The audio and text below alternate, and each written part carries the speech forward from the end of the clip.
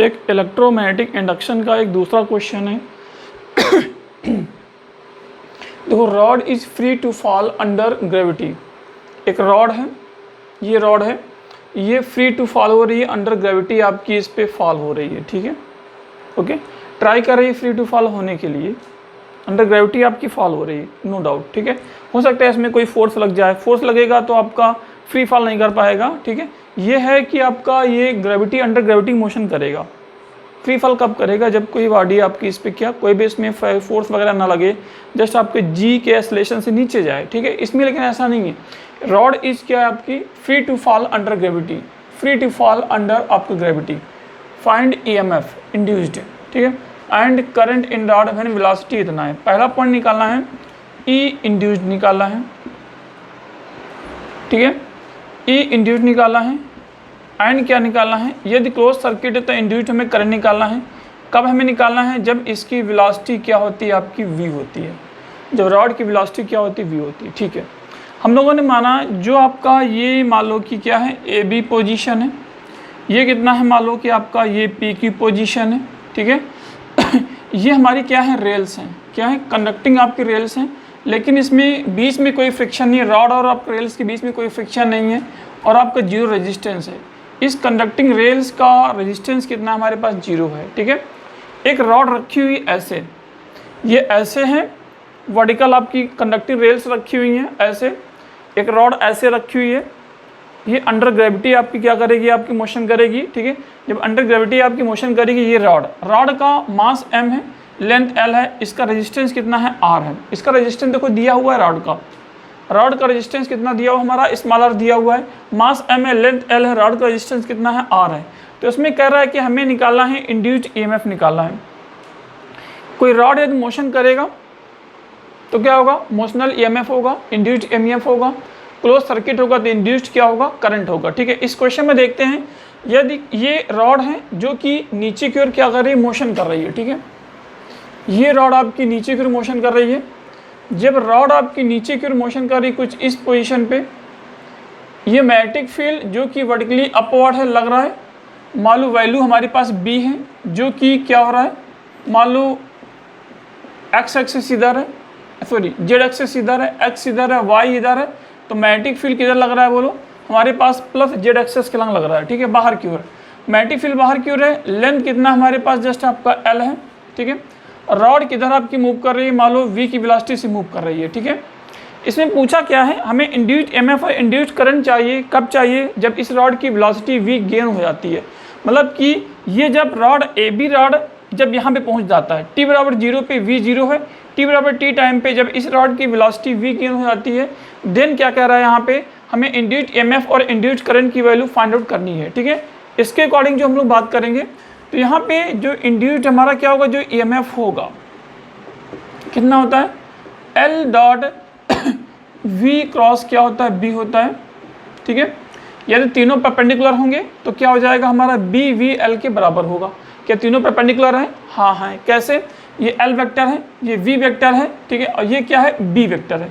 तीनों आपस में परपेंडिकुलर हैं, तो हमारा जो E इंड्यूस्ड होगा वो कितना हो जाएगा, B V क्या होगा, L होगा। ये तभी होगा जब तीनों परपेंडिकुलर होंगे, मैग्नेटिक फील्ड, वेलोसिटी वेक्टर और लेंथ वेक्टर तीनों परपेंडिकुलर होंगे, तभी हम लोग E induced equal to B V L हम लोग लिख सकते हैं, ठीक है। अच्छा, इसके अकॉर्डिंग जो हम लोग बात करेंगे, हमारा E induced at V equal to कितना आ गया, हमारा V आ गया, ओके। हमें निकालना है, मान लो क्या निकालना है, I इंड्यूस्ड निकालना है, okay. I induced equal to कितना होगा, E इंड्यूस्ड होगा, E इंड्यूस्ड डिवाइड बाई क्या होगा, रेजिस्टेंस R होगा। क्यों? रॉड का इंटरनल रेजिस्टेंस कितना हमारे पास R है, ठीक है। अब ये चेक कर लो, इसमें जो करंट का मोशन होगा वो किधर होगा। एक बात बताइए, करंट के मोशन के लिए हमने क्या बताया था, V क्रॉस B होता है ना। V किधर है बोलो, डाउनवर्ड है ना। वेलोसिटी वेक्टर किधर है हमारे पास, डाउनवर्ड है ना। मैग्नेटिक फील्ड क्या है, बाहर की ओर है, तो क्या होगा, वेलोसिटी वेक्टर और magnetic field V cross B। ऐसे नहीं होगा, यदि ये रॉड ऊपर की ओर जाता तो V क्रॉस B हमारा इधर होता, रॉड ऊपर क्यों जाता, मैग्नेटिक फील्ड बाहर होता, रॉड इधर आती ऊपर की ओर, मैग्नेटिक फील्ड बाहर होता, तो हमारा क्या होता, पॉजिटिव टर्मिनल इधर होता, लेकिन ऐसा नहीं, रॉड नीचे मूव कर रहा है, मैग्नेटिक फील्ड बाहर है, तो रॉड नीचे मूव कर रहा है, मैग्नेटिक फील्ड बाहर है, तो हमारा ये थंब किधर होगा, जिधर थंब होगा उधर ही क्या होगा हमारा, जस्ट आपका पॉजिटिव टर्मिनल होगा, उसके अपोजिट क्या होगा हमारे पास नेगेटिव टर्मिनल होगा। इसका मतलब करंट जो फ्लो करेगा क्या होगा, निगेटिव टू पॉजिटिव टर्मिनल हमारा क्या करेगा, करंट आपका फ्लो करेगा।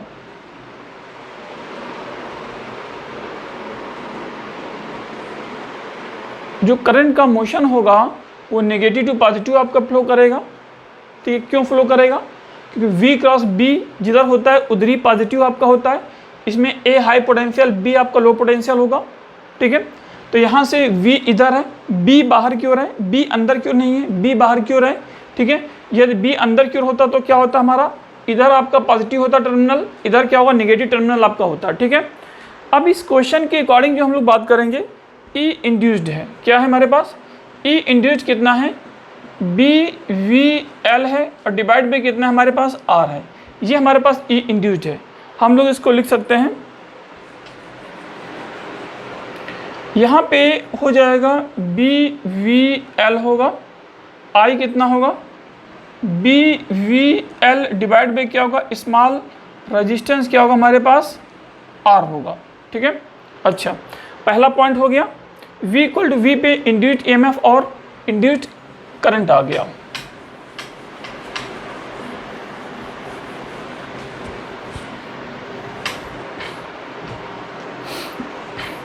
अब हमें निकालना है net acceleration at V equal to V पे। ठीक है, V इक्वल टू V पे हमें क्या निकालना है, नेट एक्सेलरेशन निकालना है। अब ध्यान देना, रॉड नीचे आ रही है ना, ठीक है, रॉड का मास गिवन है ना, अंडर ग्रेविटी आ रहा है, तो mg मास नीचे की ओर होगा।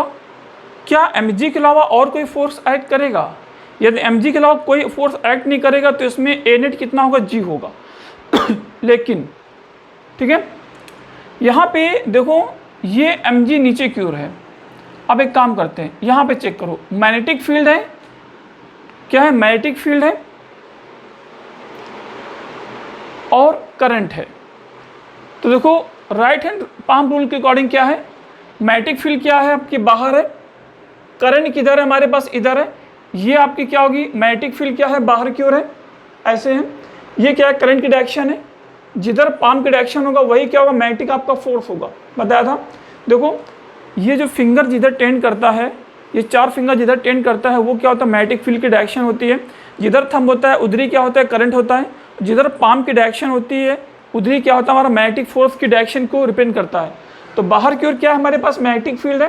ठीक है, करंट किधर है हमारे पास, इधर है, एक मिनट, बाहर की ओर मैग्नेटिक फील्ड है, करंट आपका इधर है, तो मैग्नेटिक फोर्स क्या होगा, ऊपर होगा। ठीक है, तो मैग्नेटिक फोर्स इस क्वेश्चन में क्या होगा हमारे पास, ऊपर होगा, जो कि Fm हमारा ऊपर होगा और mg क्या है, नीचे है। मैग्नेटिक फोर्स ऊपर, mg नीचे। इसका मतलब ये बोल रहा है कि ये रॉड नीचे आ रही है, नीचे रॉड होने का मतलब क्या होगा, एक्सेलरेशन हमारा नीचे की ओर होगा, एक्सेलरेशन नीचे की ओर होगा, मतलब कि पहले तो mg हमारा Fm से बड़ा आएगा। रॉड क्योंकि नीचे बोला है कि नीचे आ रही है, तो इसका मतलब mg Fm से मस्ट भी बड़ा होगा, तभी रॉड आपकी नीचे आ रही है।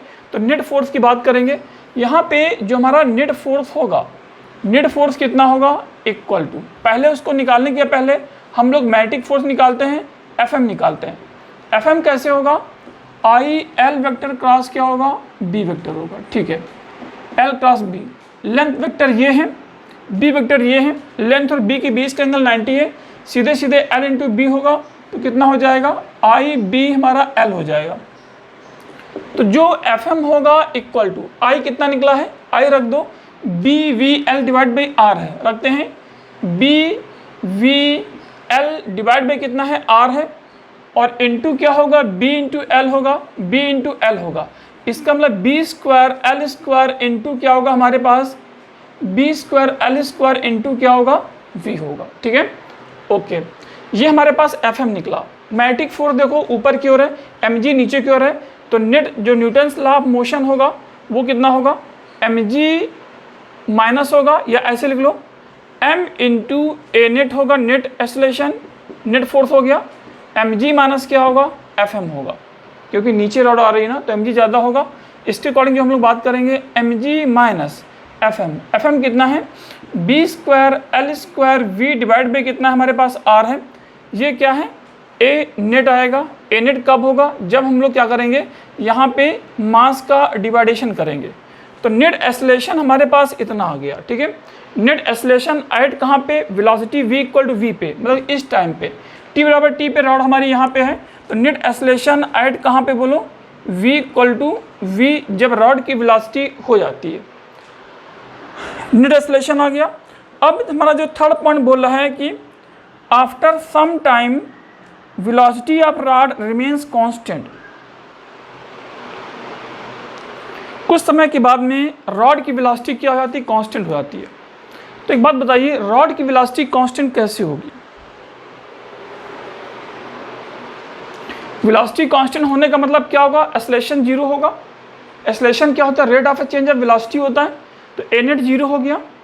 ए नेट जीरो है तो यहाँ से v आ जाएगा, ये इधर लाएंगे, वेलोसिटी निकल आएगा। एक दूसरा तरीका आपका क्या है, देखो रॉड ऐसे है, पहले ऊपर से नीचे आ रहा है, नीचे जा रहा है ना, mg नीचे है, mg ज़्यादा है, fm कम है।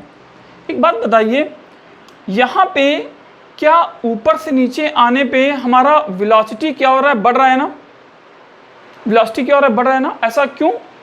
देखो वेलोसिटी की डायरेक्शन क्या है हमारे पास? नीचे की ओर है। अभी वेलोसिटी डायरेक्शन क्या हमारे पास? नीचे की ओर है, क्योंकि नेट एक्सेलरेशन नीचे की ओर है। एक्सेलरेशन अभी नीचे की ओर ऐड कर रहा है, तो वेलोसिटी जिधर है उधर ही एक्सेलरेशन है। इसका मतलब स्पीड को पहले क्या कर रहा है? बढ़ा रहा है। भले कुछ समय तक बढ़ा रहा हो, स्पीड तो कुछ समय तक बढ़ा रहा है, ठीक है। स्पीड बढ़ाएगा तो इसका मतलब क्या बढ़ेगा हमारा? जस्ट स्पीड बढ़ेगा तो हमारा क्या बढ़ेगा बोलो? ई इंड्यूस बढ़ेगा। ई इंड्यूस बढ़ेगा तो क्या बढ़ेगा हमारे पास? आई बढ़ेगा। वी बढ़ रहा है तो क्या बढ़ेगा हमारे पास? आई बढ़ेगा। जब आई बढ़ेगा तो हमारा क्या बढ़ेगा? एफ एम बढ़ेगा। जब एफ एम बढ़ेगा इसका मतलब हमारा एम जी कॉन्स्टेंट है, एफ एम लगातार क्या हो रहा है? बढ़ रहा है। ऊपर से नीचे आने पे एफ एम लगातार बढ़ रहा है, ठीक है। लेकिन एक समय ऐसा आएगा कि एफ एम एम जी को बैलेंस कर देगा। एक समय ऐसा आएगा एफ एम एम जी को बैलेंस कर देगा।